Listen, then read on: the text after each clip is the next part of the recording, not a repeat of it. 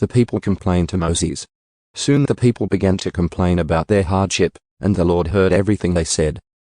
Then the Lord's anger blazed against them, and he sent a fire to rage among them, and he destroyed some of the people in the outskirts of the camp. Then the people screamed to Moses for help, and when he prayed to the Lord, the fire stopped. After that, the area was known as Taberah, which means the place of burning, because fire from the Lord had burned among them there. Then the foreign rabble who were traveling with the Israelites began to crave the good things of Egypt. And the people of Israel also began to complain. "Oh, for some meat!" they exclaimed. "We remember the fish we used to eat for free in Egypt. And we had all the cucumbers, melons, leeks, onions, and garlic we wanted. But now our appetites are gone. All we ever see is this manna." The manna looked like small coriander seeds, and it was pale yellow like gum resin. The people would go out and gather it from the ground. They made flour by grinding it with hand mills or pounding it in mortars. Then they boiled it in a pot and made it into flat cakes. These cakes tasted like pastries baked with olive oil. The manna came down on the camp with the dew during the night.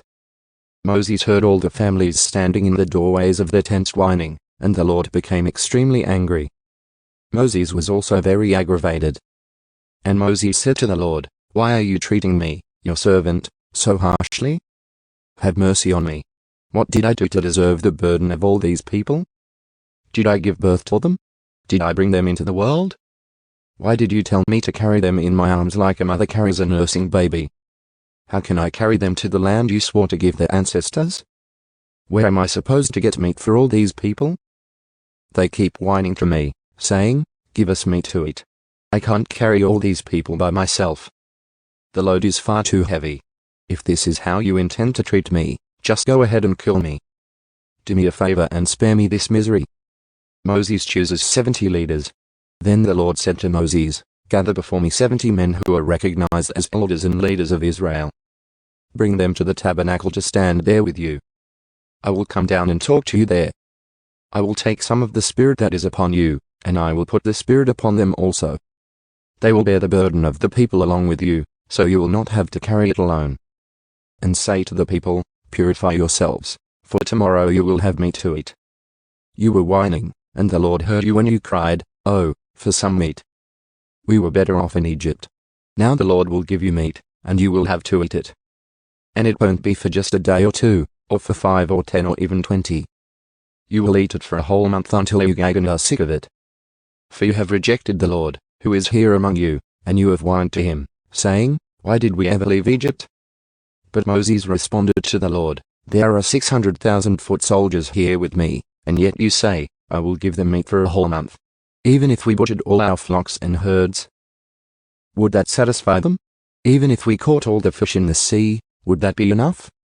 Then the Lord said to Moses, "Has my arm lost its power?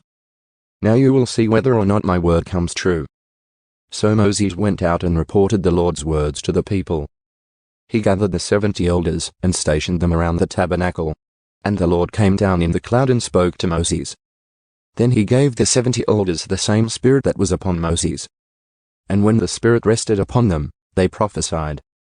But this never happened again. 2 men, Eldad and Medad, had stayed behind in the camp. They were listed among the elders, but they had not gone out to the tabernacle. Yet the Spirit rested upon them as well, so they prophesied there in the camp. A young man ran and reported to Moses, "Eldad and Medad are prophesying in the camp." Joshua son of Nun, who had been Moses' assistant since his youth, protested, "Moses, my master, make them stop." But Moses replied, "Are you jealous for my sake? I wish that all the Lord's people were prophets, and that the Lord would put his spirit upon them all." Then Moses returned to the camp with the elders of Israel. The Lord sent quail. Now the Lord sent a wind that brought quail from the sea and let them fall all around the camp. For miles in every direction there were quail flying about 3 feet above the ground. So the people went out and caught quail all that day and throughout the night and all the next day, too. No one gathered less than 50 bushels. They spread the quail all around the camp to dry. But while they were gorging themselves on the meat, while it was still in their mouths, the anger of the Lord blazed against the people, and he struck them with a severe plague. So that place was called Kibroth Hattaavah, which means graves of gluttony, because there they buried the people who had craved meat from Egypt.